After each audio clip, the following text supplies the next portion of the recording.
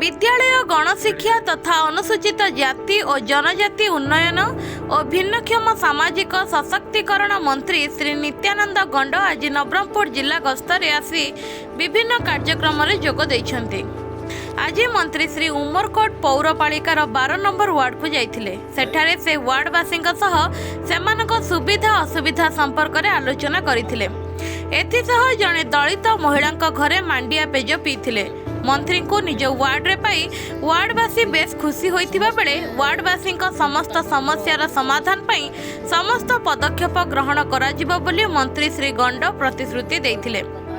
केंद्र और राज्य सरकार मिलेट को श्री अन्न मान्यता प्रदान करी एहार अधिक उत्पादन वृद्धि और व्यवहार उपरे गुरुत्वारोप करुथिबा नै मंत्री श्री गंड एहाको समस्त वर्गर व्यक्ति निज खाद्य सूची रे शामिल करिबा पई परामर्श दैछन्ति। देखो श्रीहर्न जो मिलेट कहते सी हूँ आम अंचल गोटे प्रिय खाद्य ताकू जाऊ करिकिना खाती आउ पेट को भी ठंडा रखे एवं शक्ति भी प्रदान करे जहाँ कि प्रबल मात्रा रे विगत दिन मान अंचल रे चाष होता वर्तमान ताको अंतर्जातीय स्तर रे भी तार चाहिदा बढ़ी लोक समस्ते ताको वर्तमान खोजुछंती एवं मार्केट रे भी तार चाहिदा रही। सरकार भी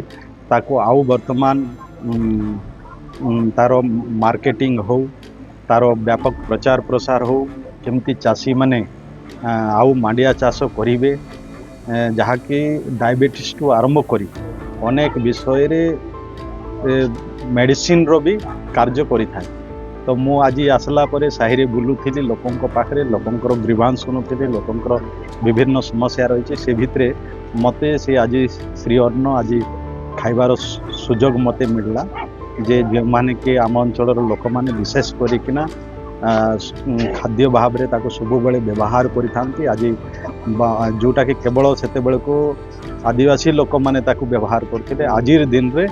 बाहर लोक मान भी ताको गुरुत्व दौरान एवं मिलेट को समस्ते अपनाए श्रीअर्ण को समस्ते अपनाए सरकार भी तार नाकरण भी वर्तमान श्रीअर्ण करले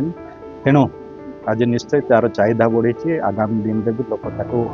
आउ व्यापक भाव में ताको व्यवहार करेंगे आउ से सुजोग मत साहि आसी मोर भी सेटा प्रिय खाद्य मो भी ताको खाइबा को पाइली एवं खुशी रे साहिवासी मते सेटा देइछंती। निश्चय मो पई एटा कौन मो खुशी सहित तांकर सहित समय बिताइली खाइली एवं तांकर ठारू अनेक जो समस्या रही साही मानकर से समस्या विषय भी बुझिली एवं आगामी दिन में ताको केमती समस्या समाधान करा जाई परिबो ता पई भी पदक्षेप नहीं।